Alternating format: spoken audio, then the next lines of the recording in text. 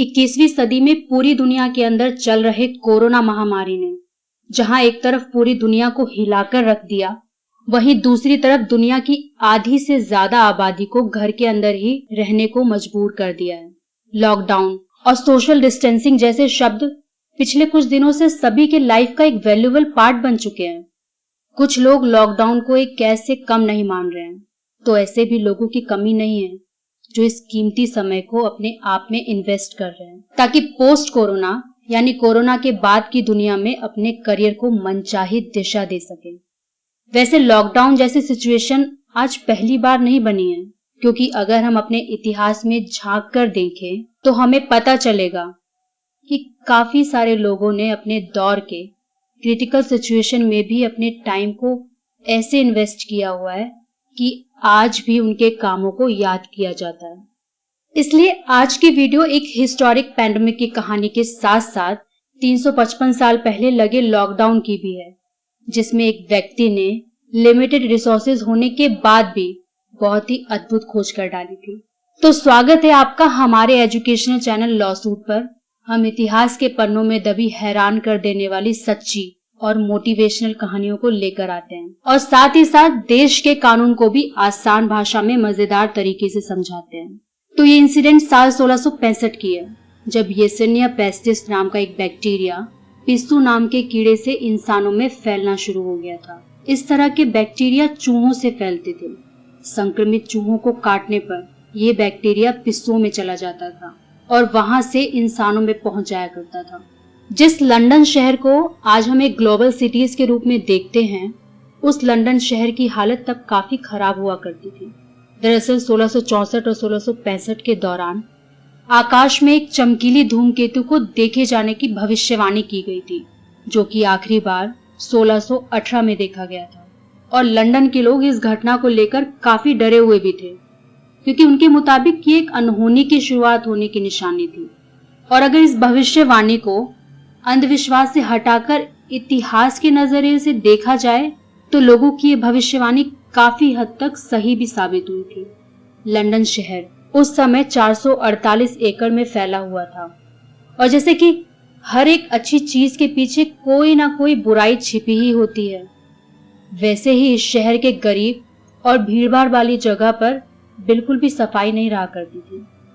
घुमावदार सड़कों के केंद्र में खुली नालियां बहती थी, कबूतर और जानवरों के गोबर सड़क पर फेंक दिए जाते थे और गर्मियां अक्सर कीड़ों और मक्खियों की बिनबिनाहट के साथ और सर्दियां सीवर की गंदगियों में बीता करती थी। हालांकि उस जगह पर सफाई करने वाले भी अपॉइंट किए गए थे, लेकिन सफाई के बाद इकट्ठी की गई गंदगी एक ही जगह पर डालने की वजह से आसपास का इलाका काफी बदबूदार हो जाता था। इतना बदबूदार कि लोग रुमाल लगाकर या नाक दबाए घूमते थे। बारिश के मौसम में लोगों के छतों से पानी गिरता था और आसपास की फैक्ट्रियों से निकलने वाला धुआं लोगों के लिए एक बड़ी परेशानी का कारण बना हुआ था। कुल मिलाकर ये कहा जा सकता है कि हाइजीन मेंटेन करना लोगों के लिए इम्पॉसिबल था। और फिर 17 नवंबर 1664 और 27 मार्च 1665 को अचानक से शहर के ऊपर 2 बार धूमकेतु के दिखाई देने से लोगों की भविष्यवाणी सच होती दिखाई देने लगी, क्योंकि अब शुरुआत हो गई थी इतिहास की सबसे बड़ी महामारियों में से एक, ब्यूबोनिक प्लेग यानी the great plague of London की। ये बीमारी इतने बड़े लेवल पर लोगों के आपस में संपर्क बनाने से फैलनी शुरू हुई, जिससे कि पूरे शहर के हालात खस्ता होने लगी। उस समय में ना आज की तरह टेक्नोलॉजी नहीं थी जो बैक्टीरिया का तुरंत पता लगाया जा सके, बल्कि जिस बैक्टीरिया की वजह से ये बीमारी फैलती जा रही थी उसके बारे में भी 200 साल बाद जाना जा सका। इस दौर में लड़ाई एक ऐसे अंधे दानव से थी जिसके बारे में किसी को ये तक नहीं पता था कि ये आया कहाँ से है और फैलता कैसे है। खैर, हजारों लोग शहर छोड़कर जाने के लिए मजबूर हो गए। सरकार को सभी बंदरगाहों को बंद करना पड़ा और फिर शहर के अंदर ही इससे निपटने के लिए लगभग 40 दिनों का क्वारंटाइन लगाना पड़ा। हालत ऐसी हो गई कि जिस घर में प्लेग का मरीज होता था, लोग उस घर के अंदर कदम तक रखने में डरते थे। शहर के शहर लॉकडाउन कर दिए गए, स्कूल, यूनिवर्सिटी, दुकानें सब बंद कर दी गई और लोगों को घर के अंदर ही रहने को मजबूर कर दिया गया। और आज के जमाने के लोग जरा सोच कर देखें कि उस जमाने में ना लाइट थी, ना टीवी, ना इंटरनेट और ना ही टेलीफोन।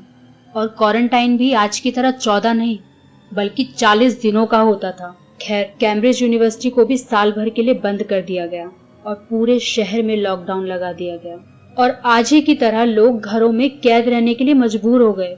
और इन्हीं सब लोगों में से एक लड़का जो कैम्ब्रिज यूनिवर्सिटी का ही स्टूडेंट था, जिसने घर पर मिले हुए इस समय का सदुपयोग कुछ इस तरीके से किया कि उसका नाम इतिहास में अमर हो गया। लॉकडाउन में फंसे लड़के का नाम था आइजैक न्यूटन। न्यूटन उस दौरान घर में रहने के बावजूद बैठे नहीं थे। उन्होंने अपने प्रोफेसर के दिए इंस्ट्रक्शन के हिसाब से अपनी रिसर्च करते चले गए और दुनिया को थ्योरी ऑफ कैलकुलस दिया। थ्योरी ऑफ कैलकुलस को अगर आसान भाषा में कहें तो ये एक ऐसा फॉर्मूला होता है जिससे किसी ऑब्जेक्ट की किसी दूसरे ऑब्जेक्ट तक पहुंचने का सही समय पता लगाया जा सकता है। जैसे कि स्कूल में पढ़ाई होगा आप लोगों ने, distance is equal to speed into time. लेकिन ये फॉर्मूला सिर्फ उन्हीं ऑब्जेक्ट पर काम करता है जिसकी स्पीड एक जैसी ही रहे। लेकिन एक रॉकेट जब धरती से लॉन्च किया जाता है तो उसकी स्पीड पूरे सफर में एक जैसी नहीं रहती बल्कि बढ़ती ही चली जाती है। और जब वो रॉकेट किसी ऑब्जेक्ट के पास पहुंचता है तो उस समय उसकी स्पीड काफी स्लो हो जाती है। बस इसी चीज की एक परफेक्ट कैलकुलेशन को थ्योरी ऑफ कैलकुलस कहते हैं, जिसकी वजह से हम अपने रॉकेट को बिना फेलियर के आसानी से किसी भी ग्रह पर सक्सेसफुली भेज पाते हैं। खैर, महामारी का प्रकोप कम होने पर सन 1667 में न्यूटन वापस कैम्ब्रिज में लौटे, जिसके बाद वो क्लास फेलो बनाए गए। क्या आप लॉकडाउन में अपने समय का सही इस्तेमाल कर रहे हैं? और अगर आपका दिमाग ये कहे कि वो पुराना समय था वगैरह वगैरह बहाने बनाने लगे, तो जरा आज के जमाने में अपने आसपास देखिए, आपको ऐसे हजारों लोग मिल जाएंगे जो अपने समय का अच्छे से यूज कर रहे हैं। हॉलीवुड की सिंगर शकीरा ने अभी रिसेंटली लॉकडाउन में एंशिएंट फिलॉसफी का कोर्स पूरा कर लिया।